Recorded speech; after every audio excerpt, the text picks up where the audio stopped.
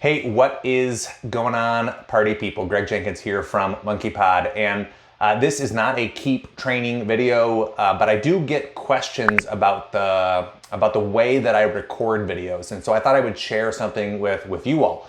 I do the majority of my screen capture recording on the laptop behind me because it allows me to share whatever it is that I'm trying to demonstrate, to illustrate within the walls of the software. Here's how this works. But for anything that isn't attached to my desktop, I actually use my cell phone.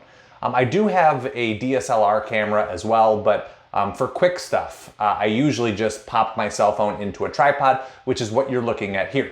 Most cell phone cameras, at least the more recent cell phones, have just, high quality cameras in them, and it is plenty, the quality, the resolution is plenty high enough, at least for, YouTube videos or Facebook videos, that type of thing.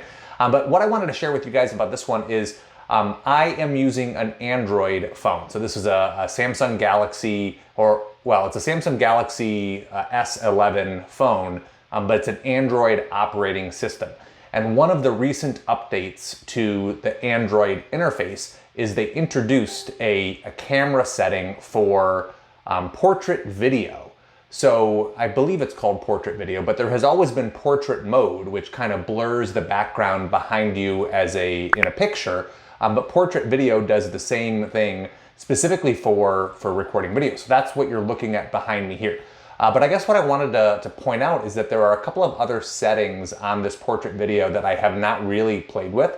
So this one is called Big Circle, which looks to me to be like really heavily blurred. Oh, I can dial up and down the intensity here. So that's an interesting setting, but you could, tweak that or adjust that. But what I found more interesting is the next one, which is called Color Point, which highlights the individual speaking, keeps me obviously in real-time color, but washes out the color of the background. I haven't found a use case for this yet, but I thought it was just a fascinating setting that they released. And if you don't take the time to explore the new features on your devices as they are rolling out updates, you might miss stuff like this. And then the final setting that I thought was interesting, again, I haven't found a use case for it, is this one, which is called Glitch. So that allows me to continue talking, to continue delivering whatever the content is, but it does sort of a digital disruption within the background of this video. And I could see that being a fun, just a fun effect to play with as I'm recording. Like as with before, you can dial down the intensity, so this is way down, or you can dial it all the way up, which kind of adds the red, blue sort of disruption in the image behind me.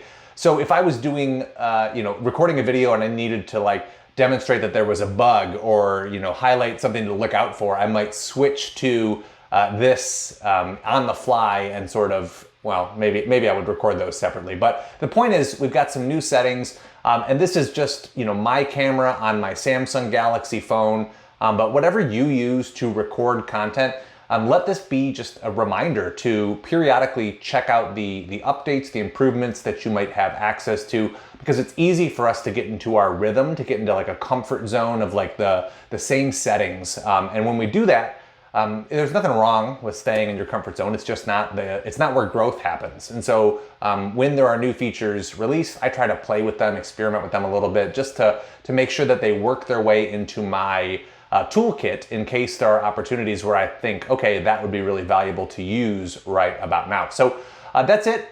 Quick share for you.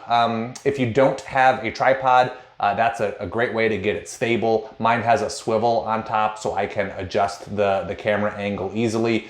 And then of course for the audio, I've got a lav mic, L-A-V, lavalier, I believe it's short for mic, that plugs in via an auxiliary cord to my phone there.